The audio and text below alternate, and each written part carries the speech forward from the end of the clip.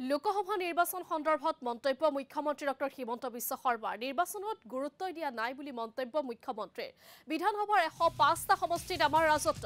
11টা সমষ্টি বিজেপিৰ দখলত থাকিব বুলি মন্তব্য মুখ্যমন্ত্ৰীৰ উত্তৰ পূৰ্বাঞ্চলৰ 25খন আসনৰ 22খনেই পাব বুলি দাবী মোৰটো ধুবুৰীত কোনো ইন্টাৰেষ্ট নাই আমি খালি ধুবুৰীত সম্মান প্ৰদৰ্শন কৰিম আমাৰ ভোটখিনি আমি ল'ম আমিতো ধুবুৰীত নিজিকুৱে গতিকে এইটো আমাৰ কি কথা মই ইমান থিয়ৰি মই নাজানো মুঠতে মই জানো যে অসমৰ 3টা সমষ্টিত আমি নাই 11টা সমষ্টিত আমি আছো ইমানেই সিম্পল অংক ইমান ডাঙৰ ধুবুৰীত গৈ ইলেকশ্যন খেলি ইয়াত মোৰ ক্ষমতাচ্যুত হ'ব ডিলিমিটেশ্যন হোৱাৰ পিছত অসমত 105টা সিটত কাৰো মাটি নাই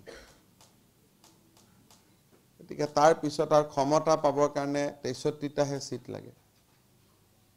আপোনালোকেতো ডিলিমিটেশ্যনৰ ইম্পেক্টে বুজি পোৱা নাই আমি এনেকে গজাল মাৰি দিছো যে 105টা সিটত কাৰো কামেই নাই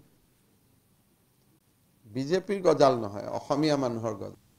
11টা আমি পায়ে আছো আৰু কি এইবিলাকত ইলেকশ্যন নাই